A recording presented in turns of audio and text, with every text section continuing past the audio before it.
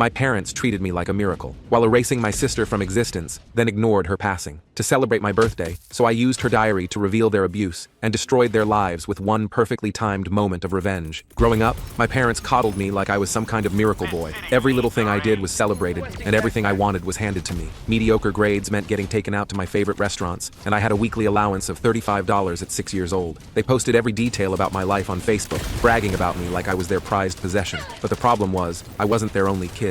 My sister Ava was 3 years younger than me, and she was the total opposite in their eyes. A failure, a screw-up deserving of nothing. Some of their friends didn't even know Ava existed. That's how little they talked about her. But the thing was, Ava was amazing. She was better than me at school, sports, making friends, but my parents didn't care. They didn't just not care either. They'd force her to lose her friends or drop her grades, so I don't feel ashamed. It hurt her a lot. Every time I looked in her eyes, she was on the verge of crying. So when I was 8, I sat her down, and Pinky promised her that from today, I'd be the best big brother ever. And so from that day on, every time she brought home a good grade, I'd hype her up and use my allowance to buy her ice cream. I'd persuade our parents into going to her games by saying that I wanted to go. Every time our parents dismissed her achievements, I'd be the first one there, clapping for her and making her feel like every child should feel, loved, heard, and seen. Our bond grew extremely strong over the years, but then tragedy struck. I was coming home from my first year of college, and my parents had planned a huge celebration for my 19th birthday. I told them I didn't want all that, but they never listened, just kept planning everything for me. I told them again, I didn't care about that. The thing I wanted most was to spend time with Ava again.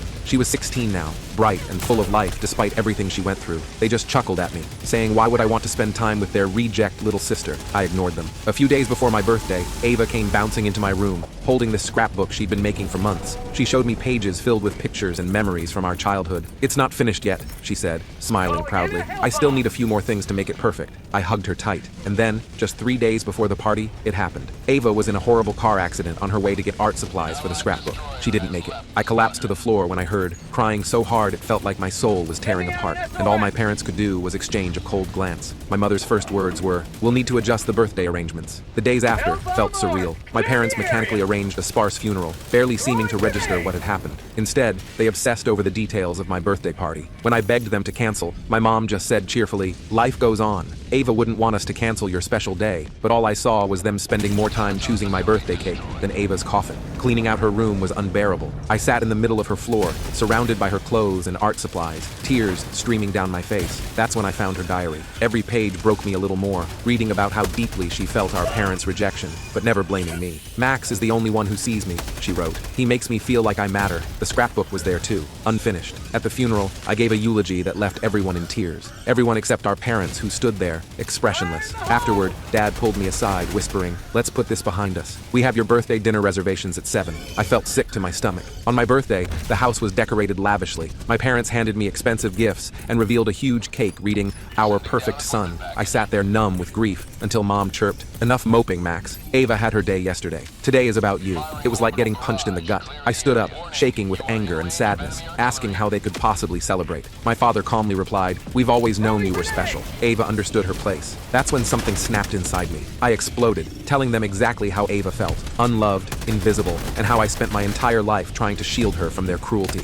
My mother rolled her eyes, calling it teenage dramatics, while Dad shrugged and said, "Let's focus on the positive. We still have you." Tears blurred my vision. I grabbed the cake and hurled it against the wall. "I can't do this," I said, my voice shaking. Mom started theatrically sobbing, accusing me of betrayal, while Dad threatened to cut me off financially. I stared at them coldly and said, "You already cut me off in every way that matters." I packed my things, my hands trembling, and took Ava's scrapbook and diary, the only things left worth keeping, and headed out. Or at least I tried, because my mother blocked me. "You're not leaving!" she yelled. She screamed, her face contorted with rage. I tried pushing past my mother to leave with Ava's belongings, but she grabbed my arm with surprising strength, her nails digging into my skin. I instinctively pulled away, causing her to stumble backward into the wall, her head hitting with a dull thud. Dad rushed to Mom's side, checking her for injuries and glaring at me with pure hatred. But instead of backing down, I stood my ground, clutching Ava's diary to my chest. Dad's face contorted with rage as he lunged at me, trying to grab the diary while shouting that I had no right to take family property. I dodged his grasp and backed toward the door,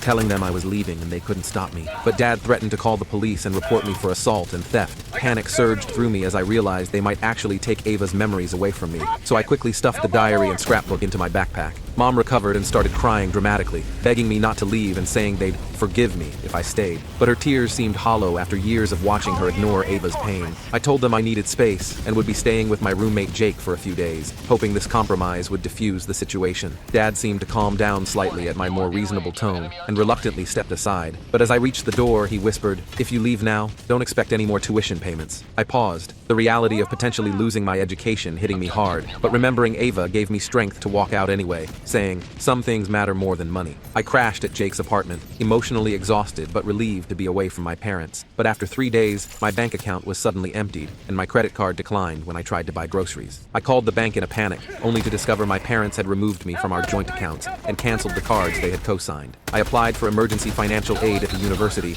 and picked up extra shifts at my campus job to stay afloat. But my parents started spreading lies to extended family, claiming I'd had a mental breakdown after Ava's death and become violent. Relatives I'd been close with started sending concerned messages or avoiding me altogether, leaving me feeling increasingly isolated. I decided to read through Ava's diary completely, hoping to find comfort in her words. But what I discovered was far worse than I imagined. Detailed accounts of emotional abuse when I wasn't around, and hints that our parents had deliberately sabotaged a scholarship opportunity that would have been her ticket to freedom. I felt physically sick with guilt for not seeing the full extent of their cruelty, and became determined to clear Ava's name somehow. I reached out to Ava's best friend Emma to share what I'd learned and possibly get more insight. But when we met at a coffee shop, I noticed someone watching us, my father sitting in his car across the street. Emma and I moved our conversation to her apartment, where she revealed Ava had been secretly recording our parents' behavior on her phone for months before the accident. Emma explained that Ava's phone had been returned to our parents after the accident, but she had backed up some of the recordings to a cloud account she shared with Emma for a school project. We spent hours listening to the recordings, hearing my mother tell Ava she was a mistake, and my father threatening to send her to a boarding school if she overshadowed me again, providing concrete evidence of their abuse. Armed with Ava's recordings, I decided to confront my parents one more time, hoping they'd finally acknowledge what they'd done. But when I arrived at the house, I found them hosting a dinner party with family friends, acting like grieving parents. I lost my composure and played one of the recordings loudly from my phone, causing shocked silence to fall over the gathering, as my mother's voice clearly said, "We only wanted one child, Ava. Max was enough." The guests looked horrified, and my parents scrambled to explain it away as Ava manipulating conversations. But my Aunt Susan, who had always been kind to Ava, stood up and asked them point blank if they had always treated Ava differently. The room divided, with some guests awkwardly leaving while others stayed, creating a tense standoff as my parents realized their carefully crafted image was crumbling. Dad pulled me into his study, offering to reinstate my financial support if I stopped this nonsense, and told everyone the recordings were fake. But I refused to betray Ava again, even for financial security. He changed tactics, threatening to sue me for defamation and destroying the family, showing he cared more about appearances than acknowledging the truth. I returned to the living room to find Mom sobbing to the remaining guests about how ungrateful her children were. But Aunt Susan was looking through Ava's scrapbook, which I had brought with me, seeing the stark difference between family photos and the private moments Ava had captured with just me. Susan confronted my parents directly, asking why there were no pictures of them celebrating Ava's achievements, despite evidence of her many awards and accomplishments. The confrontation escalated as my parents tried to physically remove me and the evidence from the house, but Aunt Susan and her husband intervened, standing between us. My father finally snapped, shouting, "Fine, we never wanted her. Are you happy now?" causing even their most loyal friends to stare in disbelief at the admission. In the aftermath of my father's outburst, the remaining guests quickly left, leaving just my parents, Aunt Susan, her husband, and me in stunned silence. But my parents quickly tried to backtrack, claiming they were just upset and didn't mean it. I played more recordings from Ava's collection, methodically exposing years of their emotional abuse until they couldn't deny it anymore. Aunt Susan, visibly shaken, offered me a place to stay and help with college expenses, but my parents threatened to cut her off from the family if she took sides. Susan stood her ground, revealing she'd always suspected something was wrong and regretted not intervening sooner, effectively choosing to support me regardless of their threats. I gathered more of Ava's belongings to take with me to Susan's house, but discovered my parents had already packed up most of her room, with boxes labeled "donation" sitting in the garage. I frantically searched through them, rescuing Ava's art portfolios, awards, and personal items they were trying to erase, feeling like I was saving pieces of her all over again. Over the following weeks, I worked with Susan to create a memorial scholarship in Ava's name at her high school, using her artwork and achievements to tell her story. But my parents hired a lawyer, claiming we were slandering them, and demanding we stop using family photos or Ava's artwork without their permission. We reached out to Emma and other friends of Ava's, collecting their photos and memories instead, creating a tribute that celebrated her through the eyes of people who truly valued her. On what would have been Ava's 17th birthday, we held a memorial art show at her school, displaying her work, and announcing the scholarship. But I struggled with overwhelming grief and guilt, wondering if I could have done more to protect her. As I stood surrounded by people who had come to celebrate Ava's life and talent, I finally completed her scrapbook, adding the last pages with photos from the memorial, fulfilling my promise to be the best brother I could be, even after she was gone, and ensuring that Ava would always be remembered not as the forgotten child, but as the extraordinary person she truly was. The memorial art show for Ava became a turning point, as several teachers approached me, sharing how they'd noticed the disparity in how my parents treated us, but they admitted they'd never reported it because my parents were respected community members who always had plausible explanations. I realized the full extent of my parents' manipulation. They hadn't just fooled me, but had created an entire facade that kept others from intervening. With Aunt Susan's support, I began therapy to process my grief and guilt over Ava's death. But during a session, I received multiple frantic texts from Emma saying my parents were at her house demanding she remove Ava's cloud backups. I rushed over to find my parents threatening Emma with legal action for stealing private family recordings, causing her parents to consider giving in to avoid trouble. I showed Emma's parents some of the recordings to explain why preserving them mattered, but my father claimed I was exploiting Ava's death to turn people against them. Emma's dad, a former counselor, recognized the manipulation tactics and firmly asked my parents to leave, telling them any further harassment would result in a restraining order. Word spread through our community about my parents' behavior, causing people to quietly distance themselves. But my parents responded by announcing a large donation to the school in beloved daughter Ava's memory, attempting to rewrite history and reclaim their reputation. I felt physically ill seeing them use Ava as a prop after death when they'd ignored her in life, and decided I needed stronger boundaries to protect my own mental health. I changed my phone number and blocked my parents on social media, focusing instead on my studies and healing. But they somehow obtained my class schedule and ambushed me on campus, causing a scene by loudly proclaiming they just wanted to reconcile with their grieving son. I was forced to walk away while dozens of curious students watched, later learning my parents had told the department secretary they were surprising me with a grief care package to get my schedule. The University Counseling Center helped me file for a no-contact directive after the campus incident, giving me some breathing room. But my parents then approached my roommate Jake, manipulating him with stories about my fragile mental state and how they just wanted to make sure I was safe. Jake, though well-meaning, began monitoring me and reporting back to them, unknowingly becoming their spy. I discovered Jake's betrayal when I saw texts on his phone while borrowing it to call Susan. Rather than confronting him immediately, I decided to use the situation to my advantage. I began feeding Jake carefully crafted misinformation about my plans and feelings, creating a false narrative my parents eagerly consumed. Using this strategy, I let slip to Jake that I was considering writing a detailed account of our family dynamics for a psychology class, but added that I was nervous about including the recordings because I wasn't sure if they were legally obtained. My parents, predictably, sent a cease and desist letter through their lawyer, inadvertently acknowledging the recordings were authentic by trying to suppress them. The lawyer's letter demanded I return all property belonging to the family, including diaries, recordings, and photographs. But I had already created secure digital backups of everything with Susan's help. When I showed the letter to my therapist, she recognized it as continued emotional abuse and suggested I consider legal options to protect myself. I consulted with a family law attorney who reviewed Ava's recordings and my documentation, but explained that while the evidence showed clear emotional abuse, legal action would be expensive and emotionally draining. The attorney instead helped me draft a powerful response letter detailing exactly how my parents had failed both their children, with specific examples from the recordings, ending with my terms for any future contact. My letter to my parents included conditions, acknowledge their treatment of Ava, attend family therapy if they wanted any relationship with me, and stop the public performance of grieving parents. But instead of responding directly, they showed up at Aunt Susan's house unannounced, demanding to speak with me. Susan called me at work, warning me not to come home until they left, as they were becoming increasingly agitated.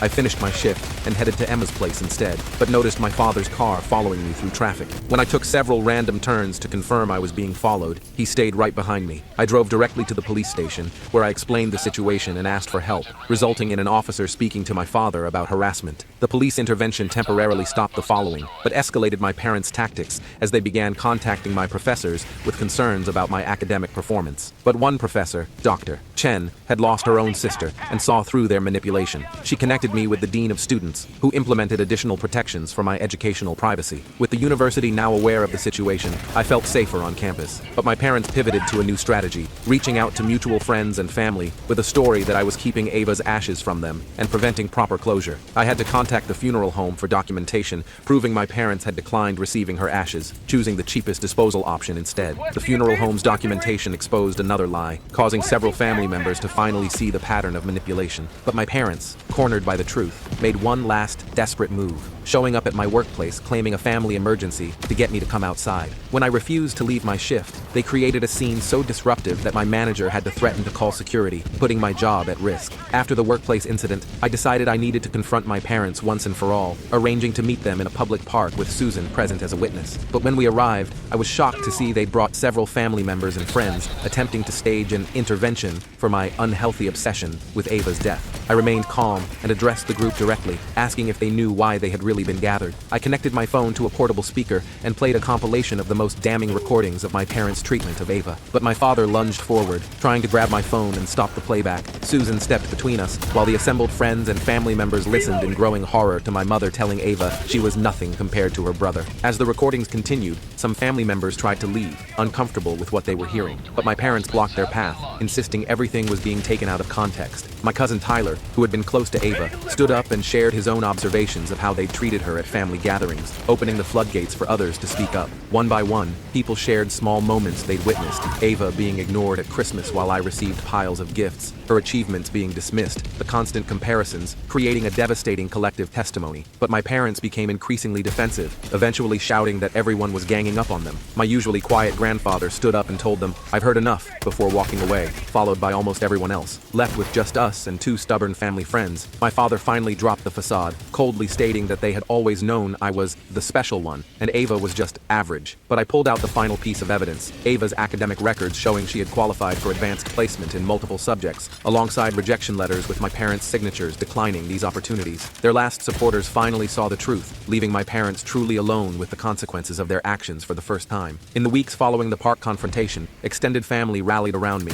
sharing their regrets for not seeing the truth sooner, but I struggled with accepting their support, wondering where they had been when Ava needed them. I started a family discussion group focused on recognizing signs of favoritism and emotional abuse, turning our painful experience into an opportunity for growth and awareness. My parents made one final attempt to regain control, threatening to sell our childhood home, where I still hoped to retrieve more of Ava's belongings if I didn't end this nonsense. But Aunt Susan and Uncle Dave offered to buy the house themselves, neutralizing the threat. I was able to thoroughly search the house before they moved in, discovering a hidden box of Ava's awards and accomplishments my parents had kept from us both. The Ava Evans Memorial Scholarship gained momentum, with enough donations to support 2 students annually, but I worried that as time passed, people would forget the real Ava behind the scholarship. I worked with Emma and Ava's art teacher to create a permanent exhibition of her work in the school gallery, ensuring her talent would continue inspiring others. As the 1-year anniversary of Ava's death approached, I braced myself for renewed grief, but instead found unexpected healing in completing a project she'd never finished, a children's book she'd been illustrating about 2 siblings who could only see the stars when they were together. I partnered with a local publisher to release Starlight Siblings under Ava's name, with proceeds going to her scholarship fund.